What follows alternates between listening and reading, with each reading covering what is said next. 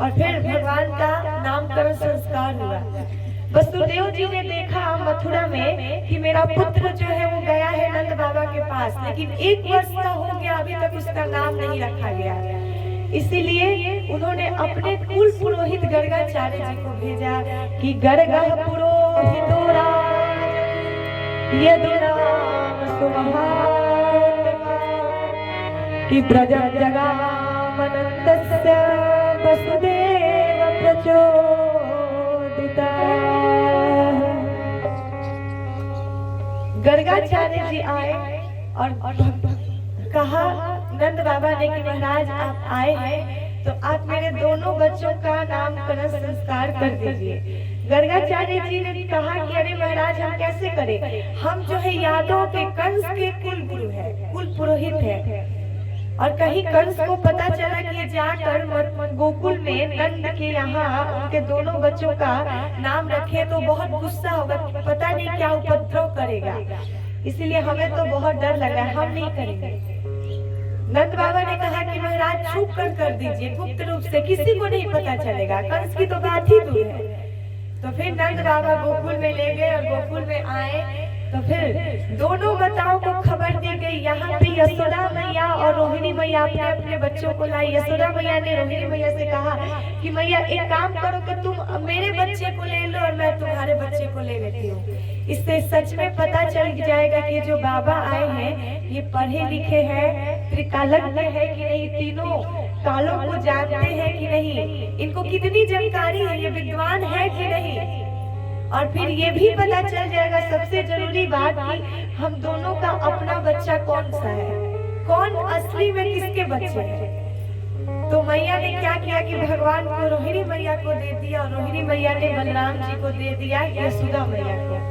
दोनों लाए। गर्गाचार्य जी ने देखा कि ये दोनों उल्टे उल्टे बच्चों को ला रही है। गर्गाचार्य जी सोचने लगे कि ये क्या चल रहा है भाई। जब दोनों माताएं बैठी, गर्गाचार्य जी नामकरण संस्कार करते हैं। सबसे पहले उन्होंने यशोदा मैया के गोद में जो बालक था, जो रोहिणी मैया का बालक था, उसका नामकरण किए।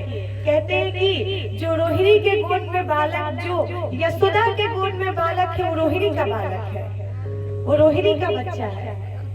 इसका नाम क्या रहेगा, इसके बल की कोई सीमा नहीं रहेगी।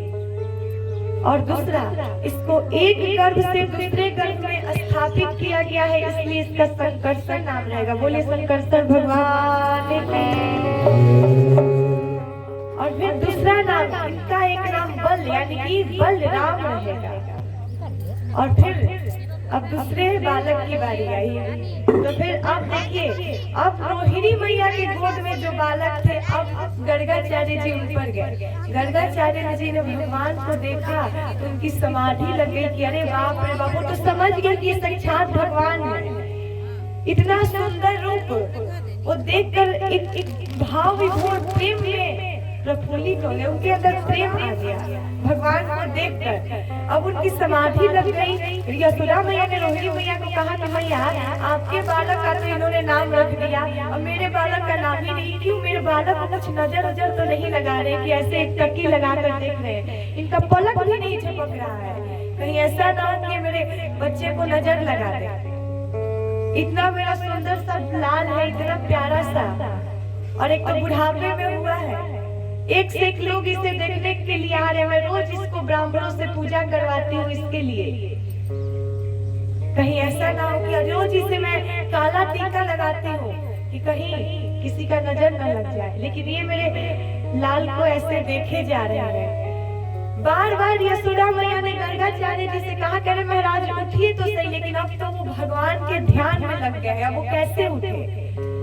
तब क्या किया कि अब यशोदा मैया इतना विवश हो गई कि मजबूरी में आकर अपने हाथ को गर्गाचार्य जी को स्पर्श किया, करे महाराज आपको हो क्या गया। तब गर्गाचार्य जी ने, भगवान ने कहा उनसे कि अब तो महाराज अब इनकी बारी आ गई, अभी तो ये ऐसे ही देखते रह गए, मुझे तो फिर काम बिगड़ जाएगा, अब तो मेरा नाम रखिए। तब भगवान ने उन पर ऐसी कृपा की कि गर्गाचार्य जी की समाधि भंग हुई। और अब जो है भगवान का नामकरण करते हैं कि बहुनी शक्ति नमामि कि रूपाणि च सुदस्यते कि गुण कर्मानु अनुरूपाणि तान्यं वेदनो जन्मा। गर्गाचार्य जी ने कहा कि बहुनी संति नमानि रूपाणि चस्कस्यते। अरे भैया, इनके तो बहुत से नाम हैं, ये हर युग में प्रकट होते हैं, इनके हर युग में नाम रूप रंग सब कुछ बदलता रहता है। अभी ये द्वापर में प्रकट हुए इसलिए श्याम रंग के हैं, सांवले सलोने हैं, इनका तो सब कुछ बदलता रहता है। अरे तो कोई नाम तो रखिए आप, कोई एक सा नाम, तभी तो मैं अपने लाल को बुलाऊंगी उस नाम को पुकार के। गर्गाचार्य जी ने कहा कि भैया ये बालक, ये तुम्हारा लाला इतना सुंदर है, इतना सुंदर है कि सबके मन को अपनी तरफ खींचता है। कोई इसको देखे तो हाय वो तो मर ही जाए। ये इतना प्यारा है कि अब हम क्या कहें। ये चित्त चोर है, सबके मन को चुराता है, सबके चित्त को चुरा लेता है। कोई भी इसको देखे तो उसके मन को अपनी तरफ आकर्षित कर लेता है। इसलिए करसती इति कृष्ण, ये कृष्ण है, इसका नाम कृष्ण रहेगा। बोलिए श्री कृष्ण कन्हैया। अब गर्गाचार्य जी इस प्रकार दोनों ललाओं का नामकरण संस्कार किए। अब गर्गाचार्य जी गए तो अब दोनों मैयाओं अपने अपने बच्चों को लेकर आई। तो यशोदा मैया ने रोहिणी मैया से कहा कि मैया हमारे दोनों बच्चों का नाम रखा गया, हम तो पढ़े लिखे नहीं है, हम तो गंवार हैं, ग्वालिन हैं, ये गोकुल में रहते हैं, हम तो हमें तो कुछ आता भी नहीं, ढंग से बात करने बोलने भी नहीं आता। तब तुम ही बताओ कि ये जो पंडित जी आए थे हमारे दोनों बच्चों का नाम रख कर गए, हम तो भूल ही गए वो क्या नाम रखे हैं।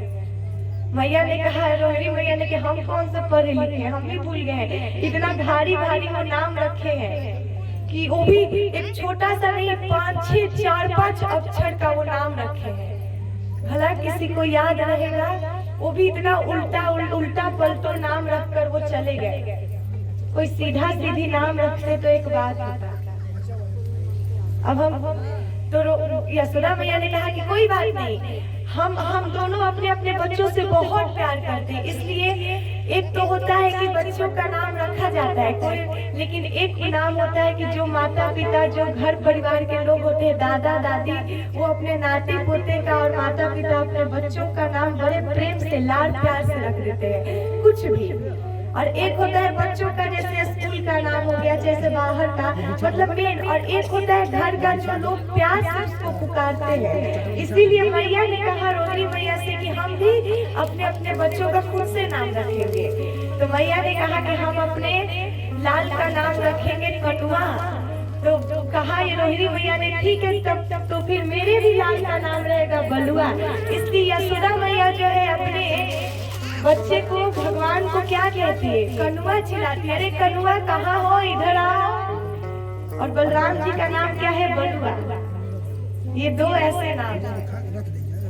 लेकिन शास्त्र कहता है कि नाम रखना चाहिए। अब माता पिता को, घर परिवार को नाम रखना चाहिए अपने से, खुद से लाड प्यार का नाम रखना चाहिए।